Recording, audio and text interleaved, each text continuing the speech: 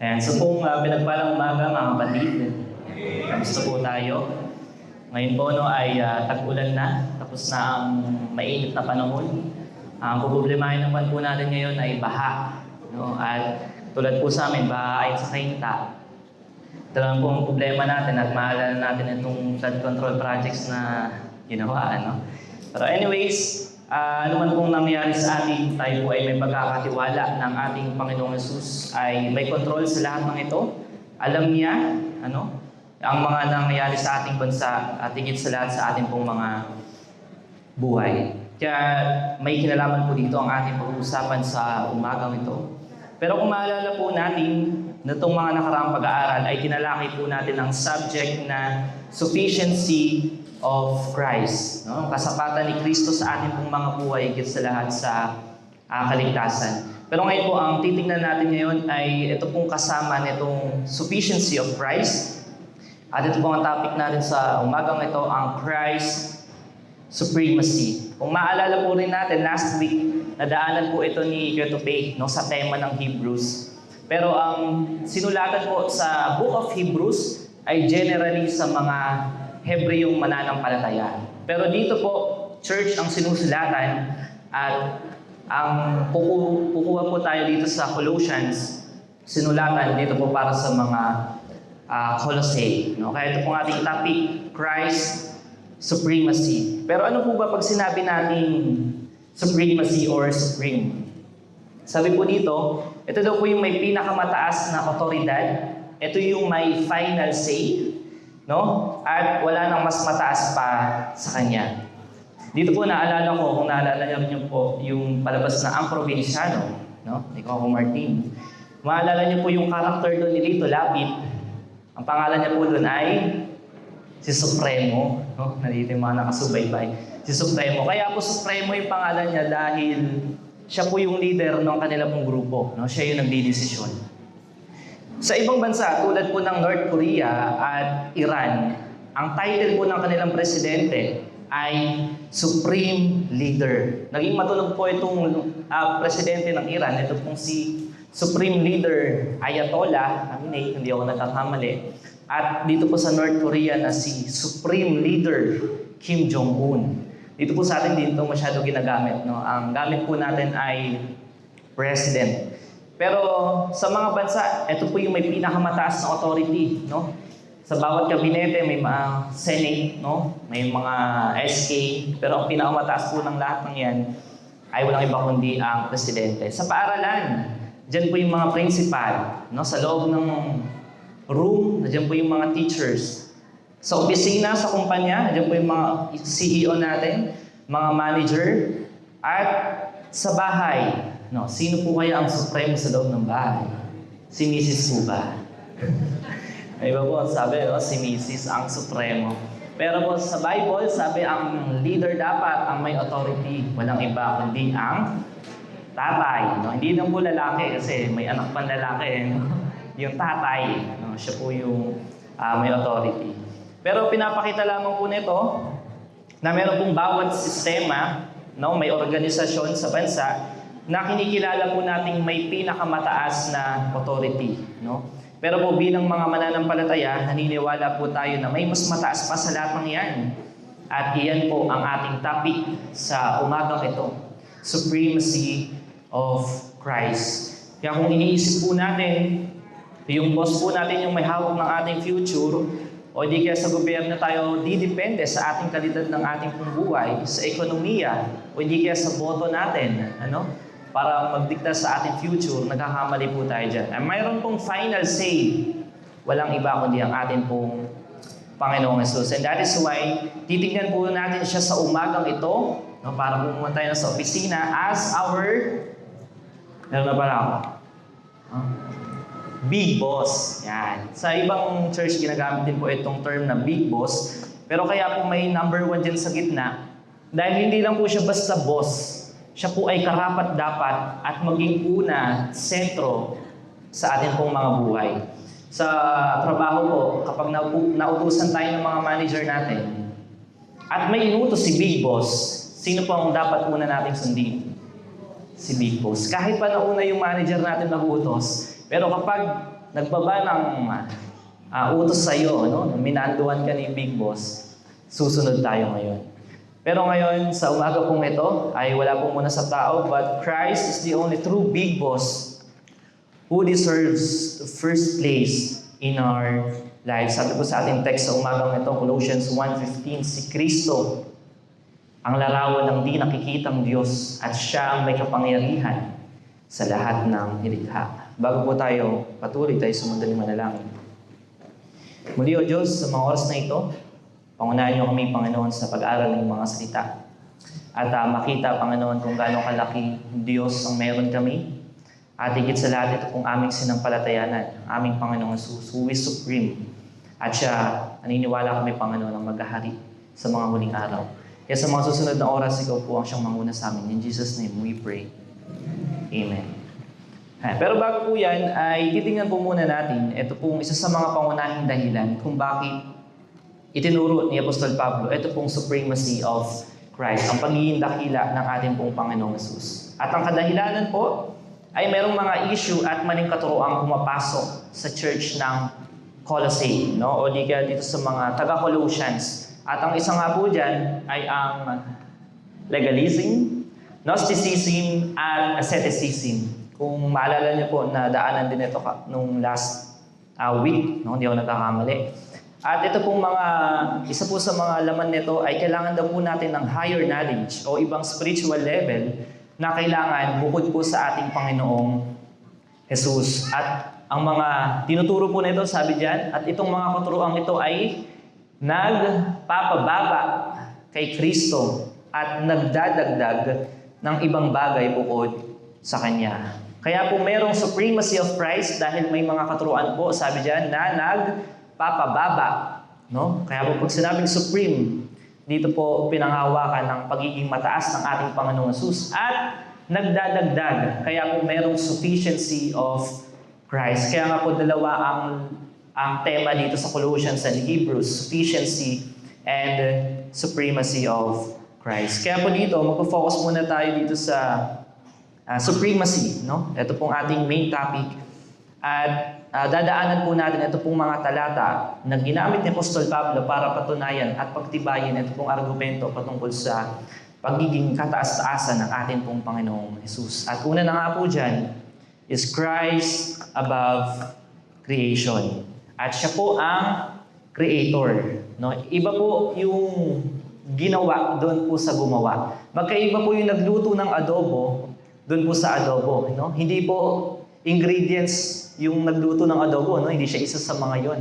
O di kayo naka-invention ng po ng relo, hindi siya isa sa mga relo, kundi hiwalay ang inventor, no? Doon po sa kanya pong ginawa. At ganoon din po sa ating Panginoong Jesus. Kaya po siya big boss, dahil pagdating po sa creation, no? Yung pinagagastusan po natin at pinag-iipunan po natin mapuntahan, dito pa lang sa Tanay, no? Meron tayong daraitan. Sino yung mga Lydians natin na nag-TikTok doon, ano? Nakapanood natin. Mapapasabay ka. Sa Tanay pa lang, may daraitan, may Daranac Falls, no? Hindi ka pa masyado nakakalayo, ang dami na pong view. Nung nakaraan, punta po kami sa Hulugan Falls, napakataas, no? Napakaganda ng falls na yon. Pero dito pa lang po yan sa Pilipinas, no? Nandito pa lang tayo sa Luzon. Pero ang dami ng magandang creation na makikita natin ginawa ng Diyos. Pero isa po sa mapansin natin dito, sabi po ng verse 1:18 sa Colossians, sapagkat sa pamamagitan niya ay nilikha ang lahat ng nasa langit at nasa lupa.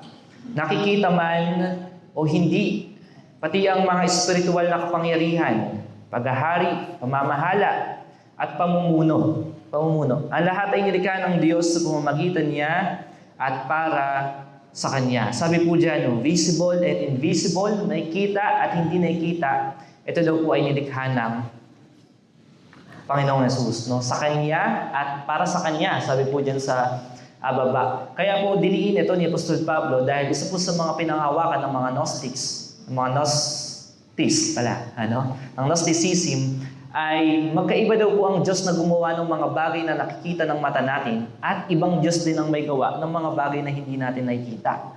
So marami silang Diyos na pinanghawakan at isa lamang doon ang atin pong Panginoong Jesus. Pero malinaw po sa atin, visible and invisible, ang ating Panginoong Jesus ay ang gumawa po niya. Dito po meron akong short video clip na tinatawag po na Cosmic Eye. Makita nyo rin po ito sa YouTube. Para po makita natin yung mga bagay na hindi naabot ng ating mata. No? Mape-play na ba ito pag next natin? Ayan, ikaw na mag... Ayan, tawag po dyan ay Cosmic Eye. Simula po sa tao, sa Earth. No? 100 meters, 1 kilometer, yung layo. 10 kilometers sa taas, makita po natin kung nasaan tayo. Sa Western US, planet Earth. 100,000 kilometers na sa Earth din muna tayo. Sige po, maglalakbay po muna tayo ngayong umaga. 10 billion kilometers na sa Kuiper Belt. Ayan. Ito po pa-zoom out, no? Palabas tayo ng bansa. 100 light years. And hindi na natin alam yung mga tawag dyan, yung mga terminology na ginagamit. Sa galaxy neighborhood, kapit-bahay ba namin yan? Supercluster, cosmic web, 10 billion light years. Yan, balik po muna, babalik yan sa tao, sa Earth. No? At ang mangyayari naman po ay pa-zoom in. No? Layo ng narating pala natin. Yan, papasok naman. Yan, pasok tayo sa mata ng babae, 1 centimeter. Diyan po yung iris pupil, 1 millimeter, 100 micrometers, nasa blood vessels, 1 micrometer, chromosome tip. Siguro mga science teacher na lang natin yung nakaka-familiar po sa terminology, no? Mga electrons. Binabasa ko na lang rin po, hindi ko rin alam. Hindi na familiar sa mga nakikita natin. Yan po yung nucleus. At marami pong bagay. Pero po, ayan, tapos na yan. May kita po natin dito na napakarami palang bagay na hindi pa nakikita ng ating mata at hindi pa abot. And yet, nag-e-exist. Ano po? Nag-e-exist. Sabi po ng isang commentary, the stars above us, the systems holding the universe together, even the unseen spiritual realm, all exist because of Him. The more we zoom out into the greatness of creation, and the more we realize how small we are and how great Christ truly is. And the same Christ who holds galaxies together is also the one holding your life together. Alam niyo po, ito pong mga pinanood natin, hindi lang po ito informasyon. No? Pero ito po ay kapanatagan na yung naglikha po nito, ang may hawak po nito ay siya ring may hawak-hawak ng ating pong nag-iisang buhay. Alam niyo po, sabi nga, iisa lang yung ating buhay. Ano? Pag namatay, hindi po katulad sa laro, meron ng second chance. Pero sa atin po, iisa lang ang ating pong buhay at buti na lamang ang ating Panginoong Sus ang may hawak-hawak po sa bagay na ito. At pangalawa, isa po sa mga babasa po natin ay ang Christ above sustenance. He holds all things together. Sabi po sa ating verse, bago pa man nikain ang anumang bagay, naroon na si Kristo. At sa pamamagitan niya, ang lahat ay nanatiling nasa kaayusan. Kanina nakita po natin gaano ka-complex, hindi na natin alam yung tawag, no? Mga terminologies doon po sa labas ng mundo at sa loob ng mata. Ano? Pero lahat po ng yun ay pinapagalaw ng ating pong Panginoong Hesus. Kaya may kita po natin siya dito as a great engineer, no? Nasabay-sabay niyang pinapatakbo, ano po, at napapanatiling buhay ang lahat po ng ito, na hindi po ito basta gumagalaw ng walang direksyon. Sabi natin sa science, no, merong mga orbit na iniikutan ng mga planeta. Meron pong balance at patuloy po na nabubuhay. Kaya isa rin po itong kapanatagan sa atin, kung kaya niya pong i-sustain ang lahat po ng kanyang nilikha, ganun rin naman ang atin pong mga buhay. No? And next, hindi lang po sa creation and sustenance, sabi pa po dito sa nailista ni Apostol Pablo ay Christ above the church. He is the head of the church. Sabi po dito sa ating text, si Kristo ang ulo ng iglesia na kanyang katawan. Kung ihabig daw po sa katawan, sino daw po ang ulo?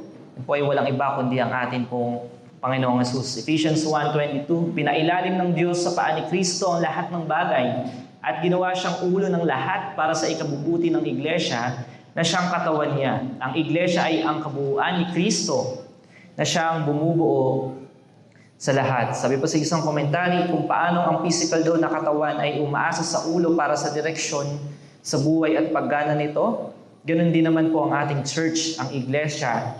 Siya po ay tumatanggap ng spiritual na buhay, paglago, mula po sa ulo. Walang iba kundi ang ating pong Panginoong Jesus. Kaya po ganito, nais ng Diyos tignan ng ating pong church. No? Hindi po yung ating mga leaders, hindi po yung ating mga elders, o di kaya yung mga leaders dun pa sa mega church. Pagdating po sa universal church, ang ating Panginoong Jesus ang nag-iisang ulo ng iglesia. Sa isang rason, dahil po siya lamang ang tumubos. Binigay niya ang kanyang buhay para magkaroon ng ganito pong distinction, magkaroon at mabuo ang tinatawag po na church. Acts 20:28, to shepherd the church of God, which He purchased with His own blood. Ito po ay bunga ng ating pong Panginoong Jesus. Pero niyo po mga kapatid, sa kabilang banda, knowing na ating Panginoong Jesus po ay supreme, minsan po mayroon pong mga kapatid at ilang mga Kristiyano na nadi-disappoint, natitisod madalas sa loob po ng church dahil po sa mga conflicts at ilang mga kaguluhan sa church. Akala natin nung una, masaya sa church, happy-happy lang, masaya tayo sa ministry. Pero darating yung time na nachichismis na, may kaguluhan na, o di kaya ang malala na de-divide na. Pero ang malinaw po mga kapatid, Christ is the perfect head of the church, but church is still made up of imperfect people. Tayo po ay still under construction at tayo po ay patuloy na binabago ng Diyos at hinuhubog ng Diyos. At ang proseso pong ito ay matatapos lamang kapag kinuha ho tayo ng ating Panginoong susundin po sa langit na bayan. At ito rin po yung mga dahilan kung bakit naisulat ni Apostol Pablo ang mga epistles sa mga early churches, sa infancy of the church, dahil meron pong ganitong mga problema. Dadaanan po natin ng mabilis. Ito pong mga nagkaroon ng personal and internal problems sa loob po ng church. Una na po ang church in Corinth. Sa Corinthians, sa church po ng Corinth, ito daw po yung madalas na problem nila. Division and favoritism. Sa key verse po natin dito, sa 1 Corinthians 1, sabi dyan, ako kay Apollos, ako kay Pablo, nagkakaroon sila ng favoritism sa mga leader, kaya po nagbubunga po ng division. Andyan din po yung jealousy, pagkainggit, at isa po sa mga sikat dyan ay ang chismis at pride. Yan. Kung akala po natin sa kapitbahay lang natin present yan, hindi po. Maging sa church, meron pong gossip and pride. At ang pinakamalala po dito mga kapatid ay lawsuits among believers. Ano po ibig sabihin yan? Nagdedemandahan. Nagbabaranggayan. Sino po dito yung magkakapitbahay? Sana po hindi pa dumating sa point na ganito, nagkakabaranggayan. I believe ito pong church in Corinth ay mga madalas na po sa house church, sa community, magkakapamilya. Kaya maaring yung aso nila tumahay dun sa harap ng kapitbahay nila, naka-church po nila, o hindi kaya nagbibidyo, kaya ating gabi na. Pero still yung kinakanta, hindi kaya thank you Lord yung kinakanta sa karaoke. Pero po, sabi natin, nagkakaroon po ng problema, maging ang early church na yan. Diyan po natin mababasa sa baba yung mga key verse. And immorality inside the church. Hindi lang po sa Corinth, maging sa Galatia, biting, devouring one another, pride in comparison, division caused by false teaching.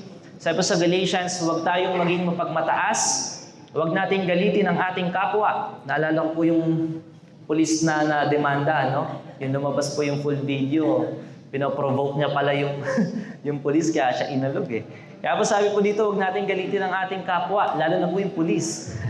At iwasan ang inggitan. Yan po yung makikita natin problema dyan po sa Galatia. At maging sa Philippi. Dito po sa Philippi, sa Philippians, maganda po itong church strong and loving church ang napagka-describe po dito. And yet, meron pong personal conflict dito po sa dalawang mature na believers, ito pong dalawang Lydians dito po sa Philippi na si Euodia at si Syntyche. Mababasa po natin yan sa Philippians chapter 4, 2-4. Kaya bahay nyo na lang po basahin. Church in Ephesus, Ephesians, gossip and corrupt speech. Chismisan na naman. Anger and bitterness, falsehood among believers. At dyan po natin mabasa sa Ephesians chapter 4, At sa Thessalonians, ang problema po nila dyan ay busy body behavior, mga tamad, disorderly conduct. Kaya po sabi dito sa verse natin, sulat ni Apostol Pablo, nabalitaan namin ang ilan sa inyo ay tamad, ayaw kumilos at walang ibang ginagawa kundi makialam sa buhay ng iba. Naalala ko po, sabi nila, kung sino daw po yung tamad, siya po yung mas maraming reklamo. Dahil nakikita niya lahat no? Nakikita niya yung mga pagkukulang, nakikita niya yung mga hindi kumikilos. Pero isa rin siya sa mga hindi po kumikilos. Pero dito mga listahan ng common problems dito sa mga churches na to, unang-una na po sa listahan ay ang chismis. Bakit po chismis? Lalo na po sa panahon po natin ngayon, sa cellphone. Bakit po mas mabilis ang chismis? Pag may nakita halimbawa sa story o hindi kaya sa Facebook, isang screenshot lang, Tapos send mo dun sa GC. Tapos yung laman ng GC, 100 plus na mga kachismisan mo, di ba? Hindi ang dami ng naabot. Kaya po mas malala ito pong mga problemang ito na nararanasan ng early church. Sapagat sabi po ng Bible, ang mundo po ay pasama na ng pasama. Kaya po lahat ng nasa listahan, kayo na po bumasa, lahat po ng yan ay present at magiging vulnerable po tayo sa lahat ng yan. Sino po dito ang 10 years ng Christian pataas? Pataas. 10 years na pataas na Christian. Ilan na po dito sa mga listahan ang bullseye po natin? Ilan na po dito yung mga naranasan natin? O hindi po kaya higit pa, lalo na po sa ating mga elders sa church. Pero po ganyan ang sa church. Tayo po ay madidismaya at may magtatanong kung bakit si Kristo ang head ng church and yet parang sa Senado, and yet parang sa trabaho, maraming chismis. Bakit parang katulad ng sa kapitbahay namin? Pero sabi nga po natin, perfect ang ulo ng iglesia pero tayo po ay still under construction. Marami pong imperfections. Pero isa po ang sigurado mga kapatid, iisa ang direksyon ng church, iisa ang patutunguhan po natin. At iyan po mga kapatid, ang kasalan doon po sa langit na bayan. Revelation chapter 19, pagkatapos ay narinig ko ang parang sama-samang tinig ng napakaraming tao, parang ugong ng malaking talon at dagundong ng mga kulog. Ganito ang sabi ng tinig, purihin ang Panginoon, sapagat naghahari ang Panginoon nating Diyos na makapangyarihan sa lahat. Maggalak tayo at magsaya, luwalhatiin natin siya sapagat nalalapit na ang kasal ng kordero, nakahanda ang kasintahang babae.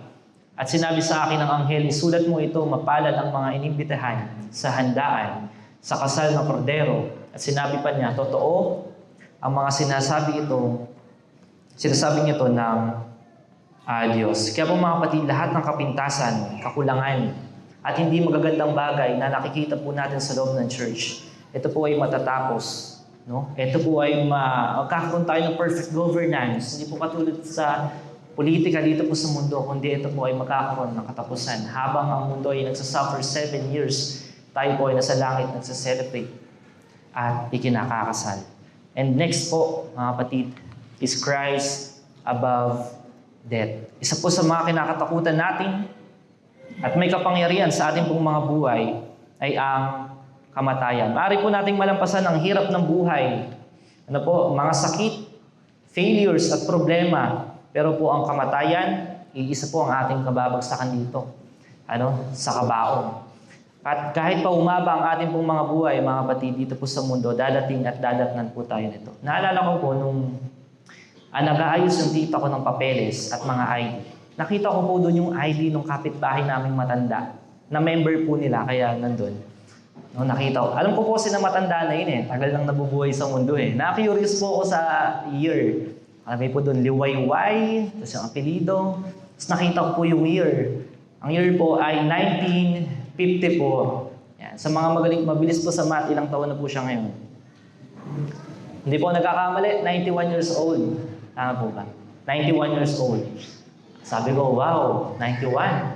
Pero mas nagulat po ako Pagtingin ko pa po dun sa baba, nakita ko yung civil status, single.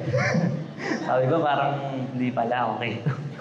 Parang ayoko pala ng ganito, 91 years old, Hindi nagbago yung civil status mo, Anding, kaya, Ay, sorry. Inaabot na ng 90 years old. At least, solo po yung 100,000 pag nag-100 years old ka. Yung makukuha natin pera. Pero sabi nga po natin, yung pinakamatanda po dun sa amin, yung 91 years old, dadatnan at dadatnan pa rin po ng kamatayan. At lahat po tayo dyan ay papunta. Pero isa po sa mga reason kung bakit makapangyarihan ang kamatayan ay dahil bago po maging supreme ang ating Panginoong Hesus, meron pong nag-ahari sa ating pong buhay at yan po ang kasalanan.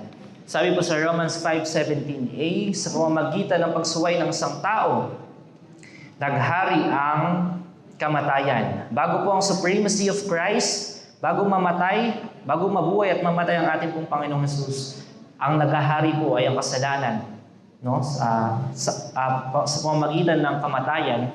At yan po ay pumasok ng magkasala po ang unang taong si Adan, no? At si Eva. Pero sabi po dyan, sa mamagitan din ng isang tao, si Jesucristo, ang mga taong pinagpala ng sagana at itinuring na matuwid ng Diyos ay maghahari sa buhay. Sabi po sa verse 18, at kung paanong ang pagsuway ng isang tao ay nagdulot ng kaparusahan sa lahat, ang matuwid na ginawa rin ng isang tao, walang iba kundi ang ating pong Panginoong Hesus, ay nagdudulot ng kapatawaran at buhay sa lahat. And verse 21, sabi po dyan, kaya nga kung paanong naghari ang kasalanan sa pamamagitan ng kamatayan, gayon din naman maghahari ang kagandahang loob ng Diyos sa pamamagitan ng pagpapawalang sala. At ito'y magdudulot ng buhay na walang hanggan sa pamamagitan ng ating Panginoong Jesucristo. Ano po napakagandang talatang ito? Dahil lahat po ng korupsyon, greediness, at problema sa church, at problema po ng mundo, hindi po dahil hindi magaling sa politika o sa yung leader po natin. Yan po ay dahil sa iisang rason. Dahil po yan sa kasalanan. At dahil po sa kasalanan, ihulog tayo nito sa impyerno, pero buti na lamang ang ating pong Panginoong Hesus ay naghari at na-overcome ito pong paghahari ng kasalanan. Sabi po sa 1 Corinthians 15, nasaan o kamatayan ang iyong tagumpay? Nasaan o kamatayan ang iyong kamandag? May kamandag lamang ang kamatayan sa atin dahil sa kasalanan at may kapangyarihan ang kasalanan sa atin dahil sa kautusan. Ngunit salamat sa Diyos dahil binigyan niya tayo ng tagumpay sa mga bagay na ito sa pamamagitan ng ating Panginoong Jesucristo. Kaya po mga kapatid, ang ating Panginoong Hesus ay nagtagumpay, hindi kinayang bulukin po ng kamatayan. Kaya po ano pa ang mas susupreme at hihigit sa Kanya? Kung ang pinakahuling kinakatakutan po ng tao ay natalo niya, bakit pa po tayong matatakot ipagkatiwala sa Kanya ang buhay po natin? And last but not the least, isa po sa huli po sa mga listahan ni Apostol Pablo is Christ above all, preeminent in everything. Iisa lamang ang tamang konklusyon po ni Apostol Pablo dito, that in everything, He might be preeminent. Ang salita pong preeminent, yan po ay first rank, above all, without equal. Na ang ibig sabihin mga kapatid, gusto ng Diyos na maging bahagi si Kristo ng buhay natin at malamang siya ang higit sa lahat po ng ito. Kaya po Christ must be supreme in everything. Kaya yan pong 5 ang may kita po natin upang pagtibayin at i-resolve ang mga issue na kumakalat po dito sa Colossians. Pero ano naman po ang makukuha at makikita po natin dito? Bakit nais ng Diyos na siya ang maging una sa ating pong mga buhay? Bakit hindi lang dapat malaman natin na supreme ang ating Panginoon Jesus? Bakit po siya kailangan maging una sa ating buhay? Dahil sabi po dito, whatever is first in your life becomes the master of your life. Ano po sinabing master? Siya po ang laging nasusunod. Sabi po ng mga nagbabasketball, basketball is life. No? Na kahit anong mangyari, sira ang sapatos, basketball na ng basketball. Pero ang ating pong buhay mga kapatid, ganito po ba dapat? Hindi po, ano? Remember, meron po tayong big boss who deserves to be number 1 sa ating pong mga buhay. Kaya saan po dapat makita ang ating Panginoong Hesus? Unang-una po, makita po natin Christ above our priorities and decisions. Alam niyo po, hangang-hanga ako sa mga taong may disiplina na meron po silang set of priorities na sinusunod. No, kapag sila ay nag-aaral, hindi po basta-basta mayayaya sa ML. Pag sila po ay nag-aaral, hindi po basta-basta mayayaya mag-basketball, nagtatrabaho, kahit iyain mo mag-rides, hindi absent. Mabuti na lamang, alala ko po si Daniel, no?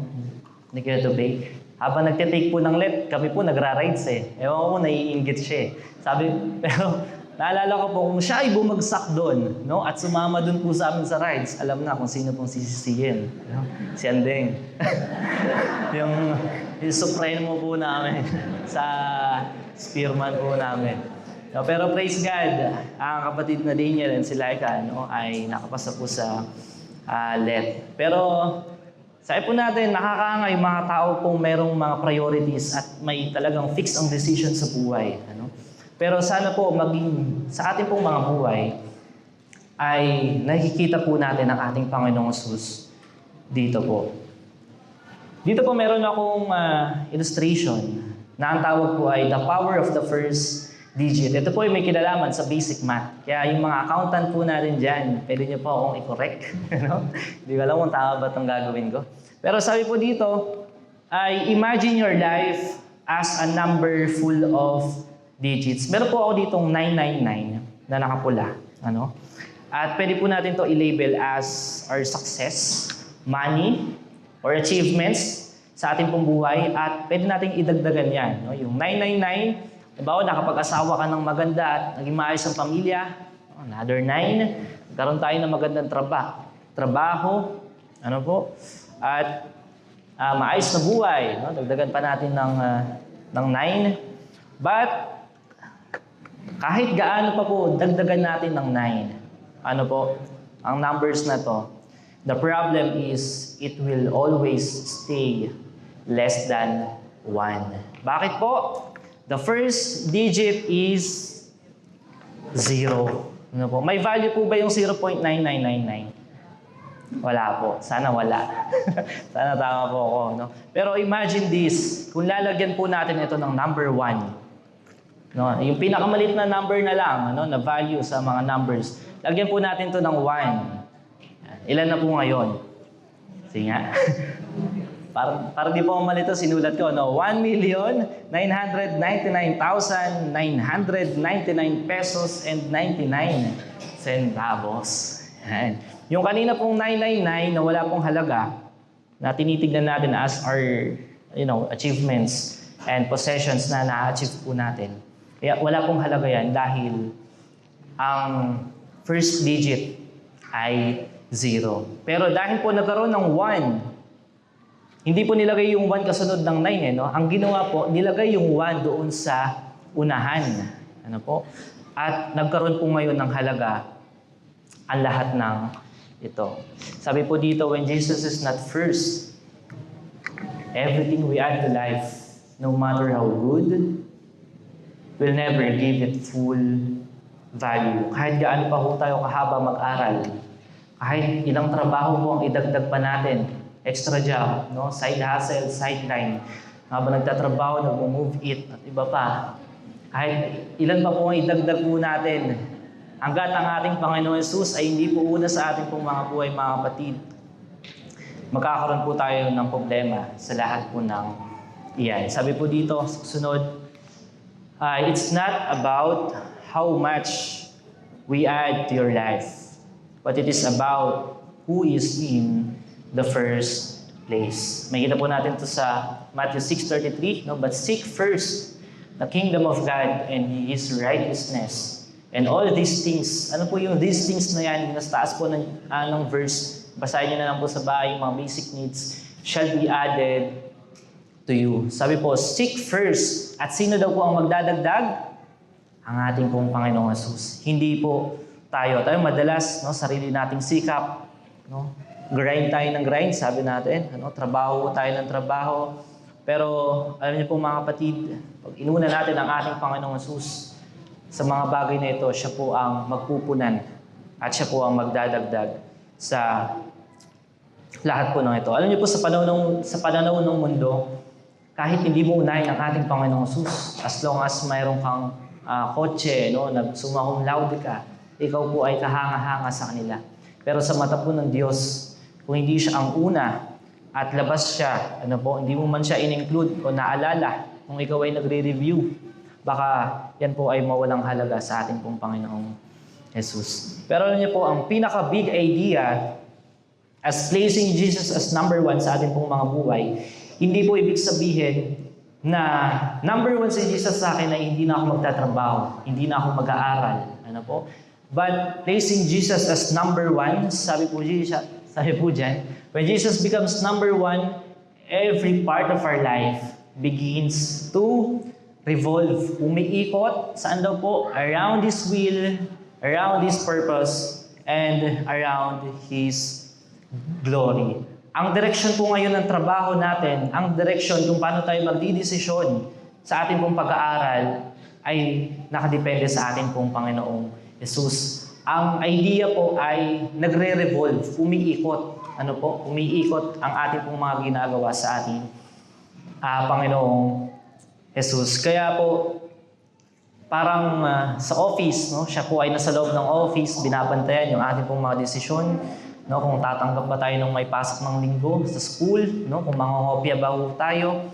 Pero lahat po ng yan, sabi po natin, all our priorities and decision should revolve around His will, around His purpose, around His will, kung ano bang kalooban sa akin ng Panginoon sa trabaho, His purpose, ano bang gusto niya sa akin gawin sa aking pamilya, His glory, paano ko mapupurihan ng Panginoon through my testimony pagdating po sa trabaho, sa school, at sa family. Kaya po, dahil madalas po sa atin, pagdating po pagdidesisyon sa pera, Panginoon, labas ka na dito. Pagdating po sa trabaho, Panginoon, labas ka dito. Sarili kong desisyon to. Pero hindi po ganyan. Ang buhay nating mga Kristiyano, mga kapatid, kailangan pong mangialam ng ating Panginoong Jesus sa pagdidesisyon, sa ating trabaho, sa ating pong pamilya, at sa lahat po ng ating pong buhay. Sabi po ng awit na Jesus at the center, nothing else matters. Medyo malit lang pala, And nothing in this world will do. Jesus, you're the center, and everything revolves around you. Jesus, you. Jesus, be the center of my life. Jesus, be the center of my life. From beginning to the end, it will always be. It has always been you, Jesus. Dito po sa ating last point, nakita po natin, is Christ above our future. Sino po ang inaasahan natin sa ating pong bukas? At saan po kaya tayo dadalhin? Neto pong ating pag-aaral, ito pong supremacy ng ating pong Panginoong Jesus. Alam niyo po, maraming nababalisa pagdating po sa future. Kaya nga po sabi nila, pagdating sa pagboto, maging matalino dahil ang magsasuffer daw po dyan ay ang mga next generation, yung mga magiging anak na namin. Ayun na yung magiging presidente. Kaya daw po maging matalino sa pagboto. At yung iba naman ay pagdating sa sakit, nababalisa sa future, at sa marami pong mga bagay. Pero lahat po na nakalista nito, mga kapatid, na atin pong tinignan kanina, lahat po ng ito ay may katapusan. All things in heaven, all things in earth, ito po ay lahat ay may magandang katapusan. Sabi po sa Colossians 1:20, dahil po sa ating Panginoong Jesus, sa pamamagitan ni Kristo ay pagkasundo sa Kanya ang lahat ng nilikha sa langit. Kasama po yung ating binasa kanina, sa lupa, sa pamamagitan ng dugong itinigis ng ating pong Panginoong Jesus. Alam niyo po mga kapatid, wala naman pong end of the world. Ang meron po tayo ay end of the age. Dahil matatapos ito pong generation na ito. At ang next generation po natin ay doon po kakasamahin natin ang ito pong supreme, ito pong ating pinag-aaralan ngayon. At sabi nga, hindi siya bababa na parang tahimik na tupa, kundi po meron ng kamay na bakal. Philippians chapter 2:9-11, kaya naman, itinaas siyang lubos ng Diyos at binigyan ng pangalang lalo, ang pangalang higit sa lahat ng pangalan, upang sa pangalan ni Jesus luluhod at magpupuri at lahat ng nasa langit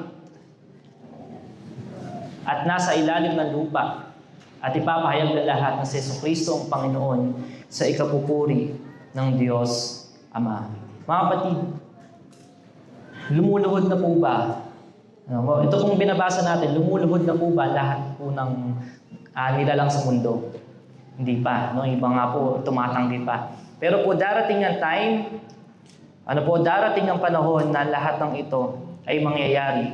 At minsan po itong ipinahayag kay Juan. Dito po sa Revelations, chapter 5. At dito rin po tayo mag-end. Sabi dyan, at umawit sila ng bagong awit. Kayo po ang karapat-dapat na kumuha ng kasulatan at magtanggal ng mga selyo nito. Sapagkat kayo ay pinatay. Sino po yan? Ating Panginoong Hesus. At sa pamamagitan ng inyong dugo, ay tinubos nyo ang mga tao para sa Diyos. Ang mga taong nagmula sa bawat angkan, wika, lahi, at bansa. Ginawa niyo silang mga hari at mga pari upang maglingkod sa ating Diyos at maghahari sila sa mundo. Umaawit silang may lakas na tinig, ang korderong pinatay ay karapat dapat tumanggap ng kapangyarihan, kayamanan, karunungan, kalakasan, karangalan, kaluwalhatian, at kapurihan. Mga kapatid, ito po ang ating endgame. No? Dito po mag-e-end ang ating pong mga buhay. At dahil po yan, ang ating Panginoong Hesus ay higit sa lahat and supreme above all. Kaya po, ang tanong dito sa ating mga kapatid, sino ang nakaupo sa trono ng buhay mo? Kung hindi po si Kristo, may iba pong bagay na tahimik na naghahari po sa atin. Maaaring ating po sarili, yung pangarap natin sa magulang natin, mga ambitions, approval po ng tao. Dahil po posible na kilala natin siya, tayo po ay nagsisimba, active sa ministry, and yet meron pong ibang bagay na tunay na may control sa atin pong mga buhay. Sabi po dito, if Christ will be the center of eternity, make Him the center of your life today. Mga kapatid, hindi po ang trabaho ang sasambahin sa huling araw. Hindi po yung ating Diyos, hindi po yung ating mga tinapos ang sasambahin, katulad po ng ating binasa kanina. Ngunit there's only one true big boss na karapat dapat pong umupo sa trono ng ating pong mga buhay, na siya rin ng mga sentro at uupo sa trono in the life we have in the eternity. At yan po ay walang iba, kundi ang ating pong Panginoong Hesus. Muli sa pong pagpalang umaga, mga kapatid.